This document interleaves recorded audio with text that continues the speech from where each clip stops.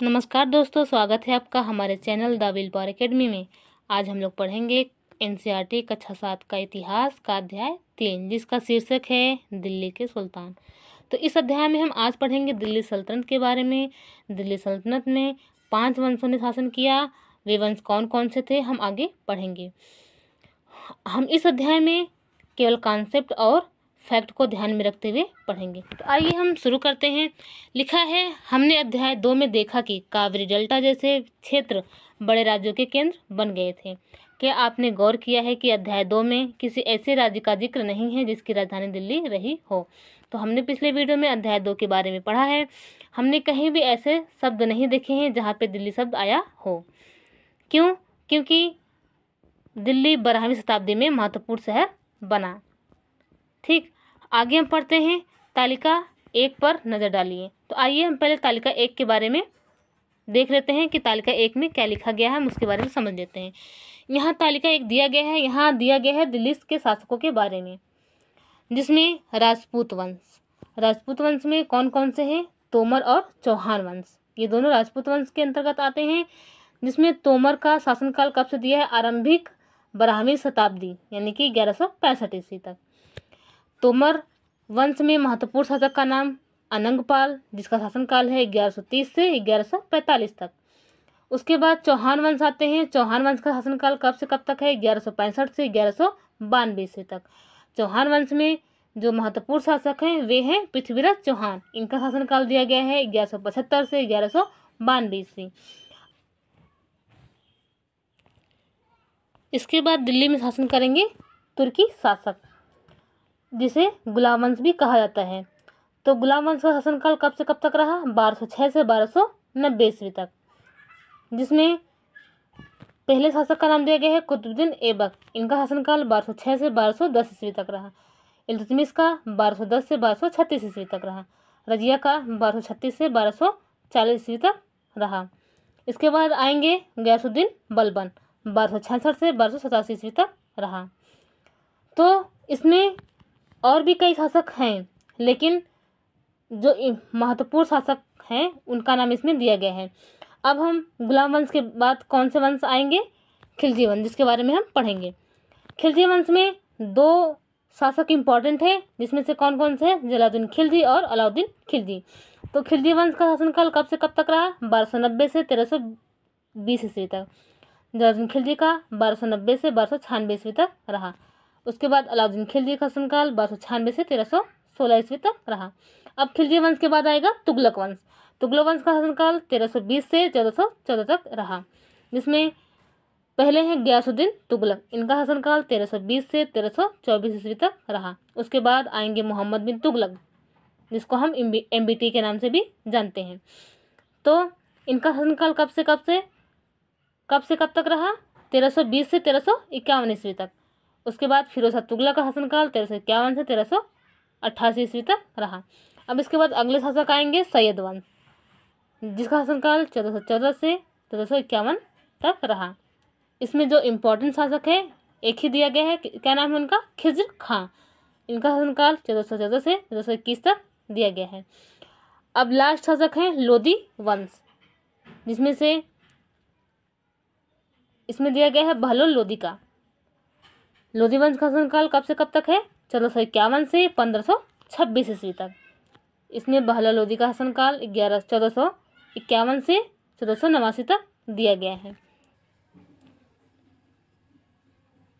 तो हम आगे बढ़ते हैं और देखते हैं क्या लिखा है, उसके बारे में पढ़ते हैं। आगे लिखा है, पहले पहल तोमर राजपूतों के काल में दिल्ली की साम्राज्य की राजधानी बनी। 12वीं सदी के मध्य में तोमर को अजमेर के चौहानों, जिसे चहमान भी कहा जाता है, ने परास्त किया। तोमर और चौहानों के शासनकाल में दिल्ली वाणिज्य का एक महत्वपूर्ण केंद्र बन गया था। इसके अलावा इस शहर में बहुत सारे समृद्धशाली जैन व्यापारी भी रहते थे, जिन्होंने अनेक मंदिरों का निर्माण करवाया था। यहाँ देहलीवाल कहे जाने वाले सिक्के भी ढाले जाते थे, जो काफ़ी प्रचलन में थे। तो आप इसे याद रखेंगे कि देहलीवाल किसे कहते हैं। देहलीवाल क्या था? यह एक सिक्के का नाम है। आगे 13वीं सदी के आरंभ में दिल्ली सल्तनत की स्थापना हुई।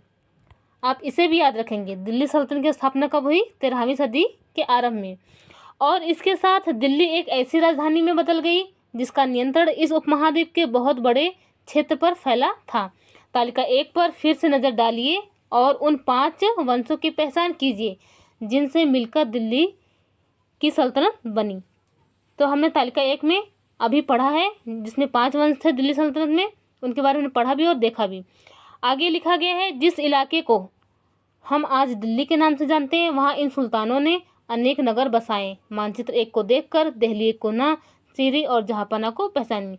तो आइए हम मानचित्र 1 को देखते हैं। क्या क्या था? दिल्ली एक कोना, जहांपना और सीरी, ये क्या थे? ये दिल्ली के अनेक नगरों में से थे। आगे हम बढ़ते हैं। इसको हमने पढ़ लिया है और आगे बढ़ते हैं। आगे पढ़ेंगे हम दिल्ली के सुल्तानों के बारे में जानकारी कैसे, यानी दिल्ली के सुल्तानों के बारे में जानकारी हमें कैसे मिलती है। इसकी जानकारी हमें अभिलेख, सिक्कों और स्थापत्य के माध्यम से मिलती है। स्थापत्य यानी कि भवन निर्माण कला के माध्यम से। और इसके अलावा हमें इसकी जानकारी कहाँ से मिलती है? इतिहास, जैसे तारीख या तारीख का बहुवचन है। जो सुल्तानों के शासनकाल में प्रशासन की भाषा फारसी में लिखे गए थे। तो तारीख किसे कहते हैं? फारसी भाषा में कृत तारीख ही या तवारीख कहलाता है। आगे यहाँ दिया है चित्र 1 में पांडुलिपियों के बारे में हम देख लेते हैं। पांडुलिपि को तैयार करने वाले 4 चरण कौन कौन से हैं, इसे हम पढ़ लेते हैं। पहला है कागज तैयार करना, दूसरा लेखन कार्य, तीसरा महत्वपूर्ण शब्दों और अनुच्छेदों की ओर ध्यान आकर्षित करने के लिए सोने को पिघलाकर उसका प्रयोग, चौथा जिल तैयार करना। इसके बारे में हमने कक्षा 6 के अध्याय में भी पढ़ा था। आगे लिखा है, तवारीख के लेखक सचिव, प्रशासक, कवि और दरबारियों जैसे सुशिक्षित व्यक्ति होते थे जो घटनाओं का वर्णन भी करते थे और शासकों को प्रशासन संबंधी सलाह भी देते थे। वे न्यायसंगत शासन के महत्व पर बल देते थे। आगे लिखा है न्याय चक्र के बारे में हम पढ़ेंगे। इसमें लिखा है एक लेखक के बारे में जो कि इतिहासकार हैं, फ़ख-ए-मुदब्बिर। ये 13वीं सदी के इतिहासकार हैं। इनका एक स्टेटमेंट लिखा गया है। क्या लिखा है, हम इसे पढ़ते हैं। राजा का काम सैनिकों के बिना नहीं चल सकता, सैनिक वेतन के बिना नहीं जी सकते। वेतन आता है कहाँ से? किसानों के एकत्रित किए गए राजस्व से। मगर किसान भी राजस्व तभी चुका पाएंगे जब वे खुश और प्रसन्न रहेंगे। ऐसा तभी हो सकता है जब राजा न्याय और ईमानदार प्रशासन को बढ़ावा देता हो। आगे कुछ महत्वपूर्ण बातें लिखी गई हैं, इसे हम पढ़ते हैं। पहला इसमें लिखा है कि जो तवारीख के लेखक होते थे वो दिल्ली के नगरों में रहते थे। गांव में शायद ही कभी वो रहते हों। तो जाहिर सी बात है, अगर तवारीख के लेखक दिल्ली के नगरों में रहेंगे तो वे दिल्ली सल्तनत के गांव के लोगों के बारे में विस्तार से वर्णन नहीं कर पाएंगे। दूसरा है कि जो लेखक होते थे वे इतिहास सुल्तानों के फेवर में लिखते थे। क्यों? क्योंकि वे ढेर सारे इनाम और इकराम पाने की आशा में रहते थे।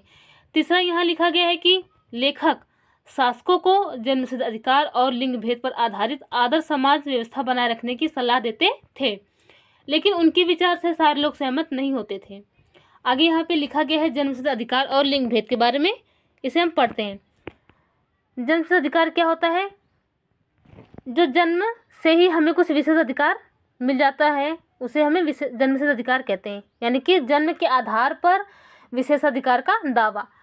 यहाँ एग्जाम्पल के तौर पे लिखा गया है, लोग मानते थे कि कुलीन व्यक्तियों को कुछ खास परिवारों में जन्म लेने के कारण शासन करने का अधिकार विरासत में मिलता है। ठीक है, आशा करती हूँ समझ गए होंगे। लिंग भेद के बारे में समझ लेते हैं। ये क्या है? स्त्री और पुरुषों के बीच जो सामाजिक और शरीर रचना के संबंधी अंतर हैं, आमतौर पर यह तर्क दिया जाता है कि ऐसे अंतर के कारण पुरुष स्त्रियों की तुलना में श्रेष्ठ होते हैं। आगे हम पढ़ते हैं। यहाँ इल्तुतमिश की बेटी रजिया के बारे में दिया गया है जो कि दिल्ली सुल्तान की शासका बनी थी। 1236 ईस्वी में सुल्तान इल्तुतमिश की बेटी जिसका नाम है रजिया सिंहासन पर बैठती हैं उस युग के एक इतिहासकार हैं जिनका नाम है मिन्हाज सिराज। उन्होंने स्वीकार किया है कि रजिया अपने भाइयों से अधिक योग्य सक्षम थी, लेकिन फिर भी समाज उन्हें एक रानी को शासक के रूप में मान्यता नहीं दे पा रहा था। दरबारी लोग भी उसके जो स्वतंत्र शासन करने की कोशिशों से प्रसन्न नहीं थे। अंततः सभी लोगों ने षड्यंत्र के द्वारा उन्हें 1240 में सिंहासन से हटा दिया। आगे यहाँ इतिहासकार मिन्हाज सिराज रजिया के बारे में अपना विचार प्रकट करते हैं। हम पढ़ते हैं वो क्या लिखते हैं। मिन्हाज सिराज का सोचना था कि ईश्वर ने जो आदर्श समाज व्यवस्था बनाई है उसके अनुसार स्त्रियों को पुरुष के अधीन होना चाहिए और रानी का शासन इस व्यवस्था के विरुद्ध जाता था। आगे लिखा है, रजिया ने अभिलेखों और सिक्कों पर अंकित करवाया कि वह सुल्तान इल्तुतमिश की बेटी थी। यहीं पे एक और शासकिया का नाम आता है जो कि आधुनिक आंध्र प्रदेश के वारंगल क्षेत्र में उनका राज्य था, जो कि काकतीय वंश से संबंधित थी। उनका नाम था रुद्रमा देवी। इनका शासनकाल 1262 से 1289 तक था। इनका व्यवहार रजिया के व्यवहार से बिल्कुल विपरीत था। क्यों? क्योंकि रजिया सुल्तान ने अपने अभिलेखों सिक्कों पर उन्होंने यह लिखवाया कि वह सुल्तान इल्तुतमिश की बेटी है, लेकिन रुद्रमा देवी ने अपने अभिलेखों पर अपना नाम पुरुषों जैसा लिखवाकर उन्होंने पुरुष होने का भ्रम पैदा किया। यानी कि उन्होंने समाज में यह भ्रम पैदा कर दिया कि वह एक स्त्री न होके एक पुरुष है। ठीक है, आगे लिखा है, आगे एक शासकिया का नाम और आता है जिनका नाम है रानी जिद्दा, जो कि कश्मीर की शासकिया थी। उनका शासनकाल 980 से 1003 तक रहा। उनका नाम दीदी से निकला है। दीदी का मतलब बड़ी बहन। जाहिर है प्रजा ने अपनी रानी को यह स्नेह भरा संबोधन दिया होगा। ठीक है, आगे हम पढ़ेंगे दिल्ली सल्तनत का विस्तार गैरिसन शहर से साम्राज्य तक। मानचित्र 2 के नीचे लिखा गया है शमसुद्दीन इल्तुतमिश द्वारा जीते गए प्रमुख शहर। इनमें से प्रमुख शहर आप याद रखेंगे, जैसे मुल्तान, उच्छ और लाहौर, तबरहिन, सरसूती, हासी, दिल्ली, अकालसी, संभामा, नक और अजमेर, रणथंभौर, ग्वालियर, अवध, इसके बाद बदायूं, इसके अलावा है बनारस, लखनऊती। ये सब आप इम्पोर्टेंट शहर याद रखेंगे। ठीक है, यहाँ दिया गया है भीतरी शहर और गैरिसन के बारे में, तो इसके बारे में पहले पढ़ लेते हैं। भीतरी शहर के बारे में पहले हम पढ़ते हैं। किसी शहर या बंदरगाह के आसपास के इलाके जो उस शहर के लिए वस्तुओं और सेवाओं की पूर्ति करें। ठीक है, अब हम पढ़ेंगे गैरिसन शहर। ये क्या होता है? किलेबंद शहर, यानी कि किलेबंद बसाओ जहाँ सैनिक रहते हैं। ठीक, आगे हम पढ़ते हैं। 13वीं शताब्दी के आरंभिक वर्षों में दिल्ली के सुल्तानों का शासन गैरिसनों, यहाँ पे देखिए ध्यान रखिएगा आप लोग, यहाँ पे आया है गैरिसनों शब्द। यहाँ पे गैरिसनों शब्द का अर्थ है यानी कि रक्षक सैनिकों की टुकड़ियों। यहाँ पे गैरिसन शहर का वर्णन नहीं है, किसका है? गैरिसनों शब्द का वर्णन किया गया है, जिसका अर्थ होता है रक्षक सैनिकों की टुकड़ियों के निवास के लिए बने मजबूत किलेबंद शहरों से परे शायद ही कभी फैला हो। शहरों से संबंध लेकिन उनसे दूर भीतरी प्रदेशों पर उनका नियंत्रण न के बराबर था और इसलिए उन्होंने आवश्यक सामग्री, रसद आदि के लिए व्यापार कर या लूट मार पर ही निर्भर रहना पड़ता था। आगे लिखा गया है, दिल्ली से सुदूर बंगाल और सिंध के गैरिसन शहरों का नियंत्रण बहुत ही कठिन था। बगावत, युद्ध, यहाँ तक कि खराब मौसम से भी उनके संपर्क के नाजुक सूत्र छिन्न भिन्न हो जाते थे। शासन को अफगानिस्तान से आने वाले हमलावरों और उन सूबेदारों के बराबर चुनौती मिलती रहती थी, जो जरा सी कमजोरी का आभास मिलते ही विद्रोह का झंडा खड़ा कर देते थे। इन चुनौतियों के चलते सल्तनत बड़ी मुश्किल से किसी तरह अपने आप को बचाए हुए थी। इसका संस्थापन गयासुद्दीन बलबन के शासनकाल में हुआ। इसका विस्तार अलाउद्दीन खिलजी और मोहम्मद बिन तुगलक के राज्यकाल में हुआ। यानी कि जो बाहरी आक्रमण हो रहे थे वो बलबन के शासनकाल से ही शुरू हो गए और इनका जो विस्तार हुआ यानी कि जो चरम सीमा पर पहुंचे किसके शासनकाल में, अलाउद्दीन खिलजी और मोहम्मद बिन तुगलक के राज्यकाल में पहुंचे। आगे लिखा है, सल्तनत की भीतरी सीमाओं में जो अभियान चले उनका लक्ष्य था गैरीसन शहरों की पृष्ठभूमि में स्थित भीतरी क्षेत्रों की स्थिति को मजबूत करना।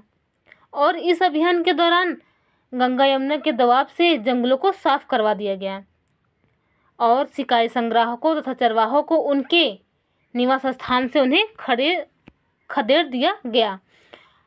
वह जो जमीन थी, जमीन किसानों को दे दी गई और कृषि कार्य को प्रोत्साहन दिया गया, व्यापारिक मार्गों की सुरक्षा की गई और इसके अलावा क्षेत्रीय व्यापार की उन्नति के लिए नए किले, गैरीसन शहर और शहर बसाए गए। ठीक है। दूसरा विस्तार सल्तनत की बाहरी सीमा पर हुआ, जो कि अलाउद्दीन खिलजी के शासनकाल में दक्षिण अभियान को लक्ष्य करके सैनिक अभियान शुरू हुए और ये अभियान मोहम्मद बिन तुगलक के समय में अपनी चरम सीमा पर पहुँचे। जैसा कि आप इसे याद रखेंगे, ये इम्पॉर्टेंट लाइन है। दक्षिण भारत का जो सैनिक अभियान शुरू किया गया था वह किसके शासनकाल में शुरू किया गया था? अलाउद्दीन खिलजी के टाइम पे, अलाउद्दीन खिलजी के समय पे। लेकिन यह अभियान अपनी चरम सीमा पर कब पहुंचा? मोहम्मद बिन तुगलक के समय में। ठीक है। आगे, इन अभियानों में सल्तनत की सेनाओं ने हाथी, घोड़े, गुलाम और मूल्यवान धातुएं अपने कब्जे में ले ली। ठीक। आगे लिखा गया है, दिल्ली सल्तनत की सेनाओं की शुरुआत अपेक्षाकृत कमज़ोर थी, यानी कि दिल्ली सल्तनत की जो सेना थी वो स्टार्टिंग में कैसे थी? कमज़ोर थी। लेकिन 150 वर्षों बाद मोहम्मद बिन तुगलक के राज्यकाल के अंत तक इस उपमहाद्वीप का एक विशाल क्षेत्र इसके युद्ध अभियान के अंतर्गत आ चुका था। इसने शत्रुओं की सेनाओं को परास्त किया और शहरों पर कब्जा भी किया। ठीक है। इसके जो सूबेदार होते थे, प्रशासक होते थे, वो मुकदमों में फैसले सुनाते थे, साथ ही किसानों से कर वसूलते थे। आगे मानचित्र 3 के नीचे लिखा गया है अलाउद्दीन खिलजी का दक्षिण अभियान। अब तो आइए मानचित्र 3 में देख लेते हैं अलाउद्दीन खिलजी द्वारा चलाए गए दक्षिण अभियान कौन कौन से थे। तो दिल्ली से गुजरात जो सैनिक अभियान चलाया गया था वो 1299 में और 1301 में रणथंभौर में, चित्तौड़ सैनिक अभियान 1303 में और मांडू 1305 में। इसके अलावा कड़ा में जो चलाया गया सैनिक अभियान, कड़ा से देवगिरी तक 1296 ईस्वी में और दिल्ली से वारंगल तक जो सैनिक अभियान चलाए गए थे वो 1302 से 1303 तक थे। इसके अलावा देवगिरी से वारंगल तक चलाए गए थे वो थे 1311 ईस्वी। ठीक है। आगे देवगिरी से होयसल तक सैनिक अभियान चलाए गए 1310 से 1311 ईस्वी तक। इसके अलावा होयसल से तंजावुर तक जो सैनिक अभियान चलाए गए वो थे 1311 ईस्वी में। तो आप देख सकते हैं कि जो सैनिक अभियान चलाए गए थे वो कहाँ से कहाँ तक थे। ठीक है। अब हम आगे बढ़ते हैं। आगे लिखा गया है चित्र 2, 12वीं सदी के आखिरी दशक में बनी कुव्वत उल इस्लाम मस्जिद तथा उनकी मीनारें। यहाँ मानचित्र में दिया गया है, आप इसे देख सकते हैं। यह जामा मस्जिद दिल्ली के सुल्तानों द्वारा बनवाए गए सबसे पहले शहर में स्थित है। इतिहास में इस शहर को दहली कोहना, जिसको पुराना शहर भी कहा जाता है, इस मस्जिद का इल्तुतमिश और अलाउद्दीन खिलजी ने और विस्तार किया। मीनार 3 सुल्तानों द्वारा कुतुबुद्दीन ऐबक, इल्तुतमिश और फिरोज शाह तुगलक द्वारा बनवाई गई। ठीक है। आगे हम पढ़ेंगे मस्जिद के बारे में, जो अरबी शब्द है। मस्जिद एक अरबी शब्द है जिसका शाब्दिक अर्थ होता है ऐसा स्थान जहां मुसलमान अल्लाह की आराधना में सजदा अर्थात घुटने तथा माथा टेक कर करते हैं। जामा मस्जिद वह मस्जिद है जहां अनेक मुसलमान एकत्र होकर साथ साथ नमाज पढ़ते हैं। नमाज की रस्म के लिए सारे नमाजियों में से सबसे अधिक सम्मानी और विद्वान पुरुषों को, जिसको नेता कहते हैं, उसको अरबी में बोलते हैं इमाम के रूप में चुना जाता है। इमाम क्या करते हैं? इमाम शुक्रवार की नमाज के दौरान वो धर्मोपदेश देते हैं। धर्मोपदेश को खुतबा भी कहा जाता है। नमाज के दौरान मुसलमान मक्का की तरफ मुंह करके खड़े होकर नमाज पढ़ते हैं। भारत में जो मक्का पश्चिम की ओर है, भारत में मक्का पश्चिम की ओर पड़ता है। मक्का की ओर की दिशा किबला कहलाता है। मक्का की ओर की दिशा क्या कहलाता है? किबला। ठीक है। आगे आगे चित्र 3 के नीचे लिखा गया है बेगमपुरी मस्जिद। यह किसके द्वारा बनवाई गई? मोहम्मद बिन तुगलक के द्वारा बनवाई गई, जो कि उनकी राजधानी जहांपना में स्थित है। यहाँ पे आप देख सकते हैं ये क्या है? बेगमपुरी मस्जिद। कहाँ पे स्थित है ये? उनकी नई राजधानी जहांपना में स्थित है। ठीक है। आगे आगे यहाँ चित्र 4 में दिया गया है मोठ मस्जिद, जो कि यहाँ पे दिखाया गया है। यह सिकंदर लोदी के द्वारा बनवाया गया था। ठीक है। और इसके अलावा ये जमाली कमाली की मस्जिद है, जो कि 1520 के दशक के आखिरी में बनवाया गया था, लेकिन यह किस शासक के द्वारा बनवाया गया है इसका वर्णन नहीं किया गया है। आगे आगे हम पढ़ेंगे खिलजी और तुगलक वंश के अंतर्गत प्रशासन। लिखा है दिल्ली के आरंभिक सुल्तान विशेषकर इल्तुतमिश के बारे में कहा गया है। सामंतों और जमींदारों के स्थान पर अपने विशेष गुलामों को सूबेदार नियुक्त करना अधिक पसंद करते थे। जो सामंत और जमींदारों की प्रथा चलती आ रही थी, इल्तुतमिश ने क्या किया? इनके स्थान पर अपने गुलामों को सूबेदार नियुक्त कर दिया। ठीक है। गुलामों को फारसी में बंदगाह कहा जाता है। इन्हें सैनिक सेवा के लिए रखा जाता था। इसके अलावा उन्हें राज्य के कुछ बहुत ही महत्वपूर्ण राजनीतिक पदों पर काम करने के लिए बड़ी सावधानी से प्रशिक्षित किया जाता था। क्योंकि गुलामों का कोई परिवार नहीं होता था, तो गुलाम राजा पर ही पूरी तरह निर्भर होते थे। इसलिए सुल्तान भी, शासक भी, यानी कि शासक भी विश्वास करके उन पर पूरी तरह निर्भर हो सकते थे। ठीक है। आगे आगे लिखा है कि जो गुलाम होते थे वो बेटों से बढ़कर होते थे। ठीक। बॉक्स में लिखा गया है सुल्तानों को सलाह दी जाती थी। इसमें लिखा गया कुछ स्टेटमेंट, हम इसे पढ़ लेते हैं। जिस गुलाम को हमने पाला पोसा और आगे बढ़ाया, उसकी हमें देखभाल करनी चाहिए, क्योंकि तकदीर अच्छी हो तभी पूरी ज़िंदगी में कभी कभी ही योग्य और अनुभवी गुलाम मिलता है। बुद्धिमानों का कहना है कि योग्य और अनुभवी गुलाम बेटे से भी बढ़कर होता है। ठीक है। आगे आगे यहाँ पे आश्रित शब्द दिया गया है, जिसका अर्थ होता है किसी दूसरे व्यक्ति पर निर्भर रहना, यानी कि किसी अन्य व्यक्ति पर या अन्य व्यक्ति के संरक्षण में रहता हो या उस पर निर्भर हो। ठीक है।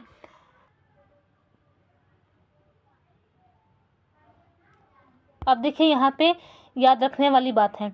यहाँ पे लिखा गया है कि खिलजी और तुगलक वंश के शासक बंदगा का इस्तेमाल करते थे, यानी कि जो खिलजी और तुगलक वंश के शासक थे वे भी गुलामों का इस्तेमाल करते थे। साथ ही अपने पर आश्रित निम्न वर्ग के लोगों को भी ऊंचे राजनीतिक पदों पर बैठाते रहे। आपसे यह क्वेश्चन पूछा सकता है कि किस वंश के शासक ने निम्न वर्ग के लोगों को ऊंचे राजनीतिक पदों पर बैठाने का कार्य किया? तो आंसर होगा खिलजी और तुगलक वंश के शासकों ने। ठीक है। आगे है ऐसे लोगों को सेनापति और सूबेदार जैसे पद दिए जाते थे, लेकिन इससे राजनीतिक अस्थिरता भी पैदा होने लगी। गुलाम और आश्रित अपने मालिकों और संरक्षकों के प्रति तो वफादार थे, मगर उनके उत्तराधिकारियों के प्रति नहीं। यानी जो गुलाम थे वे केवल अपने मालिक के प्रति ही वफादार होते थे, उनके उत्तराधिकारियों के प्रति नहीं। आगे नए सुल्तानों के अपने नौकर होते थे। फलस्वरूप किसी नए शासक के सिंहासन पर बैठते ही प्रायः नए और पुराने सरदारों के बीच टकराहट शुरू हो जाती थी। सुल्तान द्वारा निचले तबके के लोगों को संरक्षण दिए जाने के कारण उच्च वर्ग के लोगों के कई लोगों को गहरा धक्का भी लगता था। ठीक है। सुल्तानों के द्वारा जो निम्न वर्ग को ऊंचे राजनीतिक पद दिए जाते थे, उससे क्या होता था? उससे जो उच्च वर्ग के लोग थे उनमें से कई लोगों को क्या होता था? गहरा धक्का भी लगता था। ठीक है। इसके अलावा जो फारसी तवारीख के जो लेखक होते थे वे निचले वर्ग यानी कि निचले खानदान के लोगों को ऊंचे पदों पर बैठाने के लिए दिल्ली के सुल्तानों की आलोचना करते हैं। आगे बॉक्स में मोहम्मद बिन तुगलक के अधिकारी के बारे में लिखा गया है। इसमें मोहम्मद तुगलक के समय में निम्न वर्ग के लोगों को जो ऊंचे पद दिए गए थे उनमें से वे कौन कौन से आते थे उसका उल्लेख यहाँ पे किया गया है। जैसे कलाल शराब बनाने वाले और बेचने वालों में से थे। इसके अलावा नाई, बावर्ची, लट्ठा तथा पीरा नामक मालियों को भी ऊंचे प्रशासनिक पद पर बैठाया गया था। इसके अलावा यहाँ पर जियाउद्दीन बर्नी का नाम आया है जो कि 14वीं शताब्दी के मध्य के इतिहासकार हैं। इन्होंने जो निम्न वर्ग के लोगों की नियुक्ति हुई है इन नियुक्तियों का उल्लेख सुल्तान के राजनीतिक विवेक के नाश और शासन करने की अक्षमता के उदाहरणों के रूप में किया है। आगे हम पढ़ेंगे इक्ता के बारे में, जो कि इल्तुतमिश के द्वारा इक्तादारी प्रथा की शुरुआत की गई थी। तो हम पढ़ेंगे यहाँ पे इक्ता के बारे में। इक्ता क्या होता है इसके बारे में हम जान लेते हैं। इक्ता क्या होता है? भिन्न भिन्न आकार के जो इलाके होते हैं उन्हें इक्ता कहा जाता है और उस इलाकों को संभालने के लिए कुछ अधिकारी होते हैं, उन्हें क्या कहता है? इक्तादार या मुफ्ती। इसके अलावा इक्तादार के कुछ फर्ज भी होते हैं, जैसे सैनिक अभियानों का नेतृत्व करना और अपने ही इलाकों में यानी कि इक्तों में कानूनी और व्यवस्था बनाए रखना। इसके अलावा जो इक्तादार होते थे यानी कि मुफ्ती होते थे वे सैनिकों को वेतन कहाँ से देते थे? अपने ही इलाकों से राजस्व की वसूली करके वे सैनिक सेवाओं के बदले वेतन देते थे। इसके आगे हम पढ़ेंगे कुछ 3 तरह के कर होते थे जो कि इम्पोर्टेंट है, उसे हम ध्यान में रखेंगे। जो कि है पहला कृषि कर जिसे खराज कहा जाता है, जो कि कृषि की उपज का लगभग 50% होता था। ठीक है। दूसरा है मवेशी कर, तीसरा है घरों पर लगाया जाने वाला कर। इस बॉक्स में लिखा गया है सरदार और उनकी किलेबंदी। इसमें इब्न बतूता जो अफ्रीकी देश मोरक्को से 14वीं सदी में भारत आए, उन्होंने बताया है कि सरदार कभी कभी चट्टानी उबड़ खाबड़ पहाड़ी इलाकों में किले बनाकर रहते थे और कभी कभी बांस के झुरमुटों में। भारत में बांस पोला नहीं होता था, यह बहुत बड़ा होता था। इसके अलग अलग हिस्से आपस में इस तरह गुथे होते थे कि उन पर आग का असर भी नहीं होता और वे कुल मिलाकर बहुत ही मजबूत होते हैं। सरदार इन जंगलों में रहते हैं जो इनके लिए किले की प्राचीर का काम कर देते हैं। इस दीवार के घेरे में ही उनके मवेशी और फसल रहते हैं। अंदर ही पानी भी उपलब्ध रहता है, अर्थात वहां एकत्रित हुआ वर्षा का जल, इसलिए उसे प्रबल बलशाली सेनाओं के बिना हराया नहीं जा सकता था। ये सेनाएं जंगल में घुसकर खास तौर से तैयार किए गए औजारों से बांसों को काट डालती है। आगे हम पढ़ेंगे मंगोल आक्रमण के बारे में। आगे लिखा है चंगेज खां के नेतृत्व में मंगोलों ने 1219 में उत्तर पूर्वी ईरान में ट्रांसअक्सियाना, जो कि आज के समय में उसका नाम है उज्बेकिस्तान, पर हमला किया। मंगोलों ने 1219 में चंगेज खां के नेतृत्व में उत्तर पूर्वी ईरान में हमला किया और उसके बाद उन्होंने दिल्ली सल्तनत पर धावा बोला। अलाउद्दीन खिलजी और मोहम्मद तुगलक के शासनकाल में दिल्ली पर मंगोलों के धावे बढ़ गए थे। इससे मजबूर होकर दोनों ही सुल्तानों को एक विशाल अस्थायी सेना खड़ी करनी पड़ी। इतनी विशाल सेना को संभालना प्रशासन के लिए भारी चुनौती थी। आइए देखें कि इन दोनों सुल्तानों ने इस चुनौती का सामना कैसे किया। आगे यहाँ पे अलाउद्दीन खिलजी और मोहम्मद तुगलक के बीच अंतर को दिखाया गया है। तो आइए हम पढ़ लेते हैं दोनों में क्या अंतर है। अलाउद्दीन खिलजी के समय दिल्ली पर 2 बार हमले हुए। पहला 1299 1300 ईस्वी में, दूसरा 1300 2 से 1303 ईस्वी में। इन्होंने इसका सामना करने के लिए एक विशाल अस्थायी सेना खड़ी की। वहीं मोहम्मद बिन तुगलक के समय में उनके प्रारंभिक वर्षों में ही सल्तनत पर हमला होना शुरू हो गया। उन्होंने मंगोल सेना को परास्त किया। इसके अलावा तुगलक को अपनी सेना की शक्ति और संसाधन पर इतना विश्वास था कि उसने ट्रक्स अक्सियाना पर आक्रमण करने की योजना बना ली। ठीक है, एक अस्थायी सेना तैयार करना उसका आक्रामक कदम हो गया था। आगे दूसरा क्या है, अलाउद्दीन खिलजी ने अपने सैनिकों के लिए सीरी नामक एक नया गैरिसन शहर बनाया। वहीं तुगलक ने क्या किया, नया गैरिसन शहर बनाने के स्थान पर दिल्ली के 4 शहरों में से सबसे पुराने शहर दिल्ली कोहना को निवासियों से खाली करवाकर वहां सैनिक छावनी बना दी और वहां के निवासियों को क्या किया, दक्षिण में बनी नई राजधानी दौलताबाद भेज दिया। तीसरा दिया गया है कि अलाउद्दीन खिलजी ने सैनिकों के पेट भरने की समस्या को गंगा यमुना के बीच की भूमि से कर के रूप में खेती की पैदावार इकट्ठी करके हल किया और किसानों की पैदावार का 50% हिस्सा कर के तौर पर तय कर दिया। वहीं तुगलक ने क्या किया, इन्होंने सेना को खिलाने के लिए उसी इलाके से खाद्यान्न इकट्ठा किया, लेकिन सैनिकों की विशाल संख्या की ज़रूरतें पूरी करने के लिए उन्होंने अतिरिक्त कर भी लगाए और इसी दौरान उस क्षेत्र में अकाल भी पड़ गया।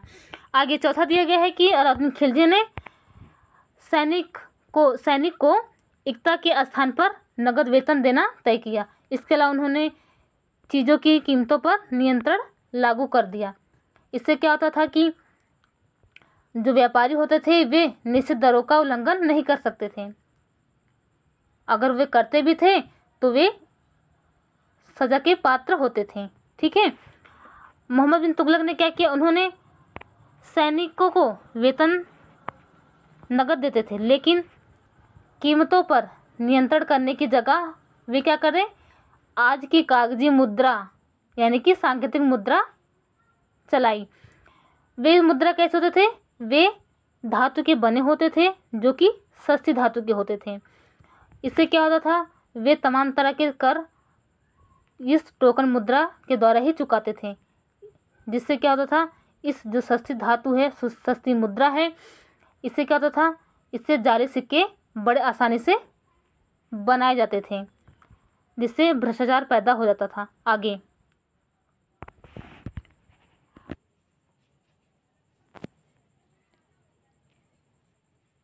आगे लिखा गया है कि अलाउद्दीन खिलजी ने जो प्रशासनिक कदम उठाए वे काफ़ी सफल रहे और इतिहासकारों ने कीमतों में कमी और बाजारों में वस्तुओं की कुशलता से आपूर्ति के लिए उसके शासनकाल की बहुत प्रशंसा की है।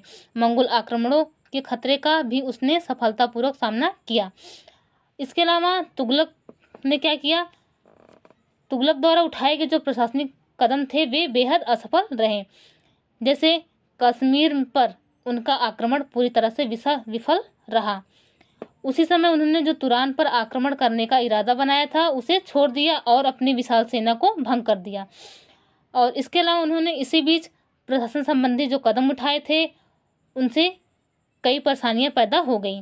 जैसे दौलताबाद ले जाने वाले लोग बहुत नाराज थे, करों में वृद्धि और गंगा यमुना के दबाव में अकाल से विक्षुब्ध जनता बगावत पर उतर आई और मोहम्मद तुगलक को अंततः टोकन मुद्रा वापस लेनी पड़ी।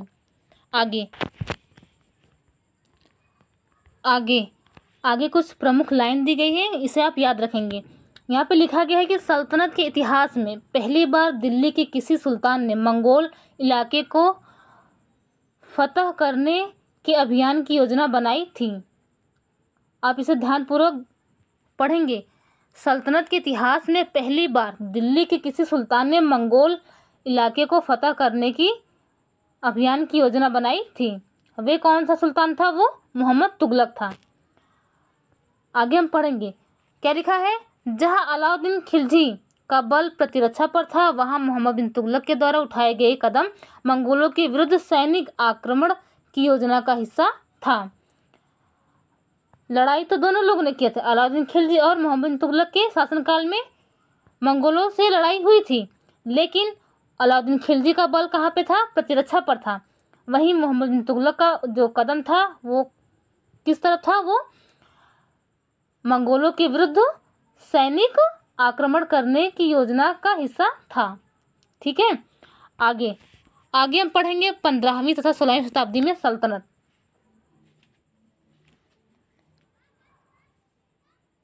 आगे लिखा गया है कि तुगलक वंश के बाद 1526 तक दिल्ली तथा आगरा पर सैयद तथा लोदी वंशों का राज्य रहा। यानी कि तुगलक वंश के बाद और 1526 तक दिल्ली और आगरा पर सैयद तथा लोदी वंशों का राज्य रहा। उस समय क्या हुआ, उस समय जो छोटी छोटी रियासतें थी वे स्वतंत्र हो चुकी थी। लिखा है तब तक जौनपुर, बंगाल, मालवा, गुजरात, राजस्थान तथा पूरे दक्षिण भारत में स्वतंत्र शासक उठ खड़े हुए थे। उनकी राजधानियां समृद्ध थी और राज्य फल फूल रहे थे। इसी काल में अफगान तथा राजपूत जैसे नए शासक समूह भी उभरे। आगे आगे लिखा गया, इसी काल में स्थापित राज्यों में से कुछ छोटे तो थे पर शक्तिशाली थे और उनका शासन बहुत ही कुशल तथा सुव्यवस्थित तरीके से चल रहा था। जैसे शेरशाह सूरी, इनका जो शासनकाल था 1540 से 1545 तक, ने बिहार में अपने चाचा के एक छोटे से इलाके के प्रबंधक के रूप में काम किया। इन्होंने बिहार में अपने चाचा के एक छोटे से प्रबंधक के रूप में जब कार्य किया, कब से कब तक किया, 1540 से 1545 तक। ठीक है, आगे आगे चलकर उसने इतनी उन्नति की कि मुगल सम्राट हुमायूं को चुनौती दी। हुमायूं का शासनकाल है 1530 से 1540।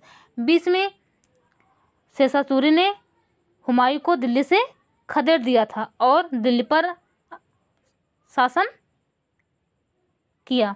ठीक है, फिर हुमायूं 1555 में दिल्ली आता है और 1555 से 1556 तक शासन करता है। आगे शेरशाह ने दिल्ली पर अधिकार करके स्वयं अपना राजवंश स्थापित किया। सूरवंश ने केवल 15 वर्ष 1540 से 1555 तक शासन किया, लेकिन इसके प्रशासन ने अलाउद्दीन खिलजी वाले कई तरीकों को अपनाकर उन्हें और भी चुस्त बना दिया। शेरशाह सूरी ने क्या किया, शेरशाह सूरी ने अलाउद्दीन खिलजी के जो प्रशासन व्यवस्था थी उसको अपनाकर अपनी प्रशासन व्यवस्था को और भी चुस्त बना दिया। ठीक है, आगे लिखा गया है महान सम्राट अकबर, जिनका शासनकाल 1556 से 1605 तक रहा, उन्होंने मुगल साम्राज्य को समेकित किया। उन्होंने अपने प्रतिमान के रूप में शेरशाह सूरी के प्रशासन व्यवस्था को ही अपनाया। जहां शेरशाह सूरी ने अलाउद्दीन खिलजी के प्रशासन व्यवस्था को अपना रहा है, वहीं अकबर ने शेरशाह सूरी की प्रशासन व्यवस्था को अपनाया। ठीक है, तो आगे हम देख लेते हैं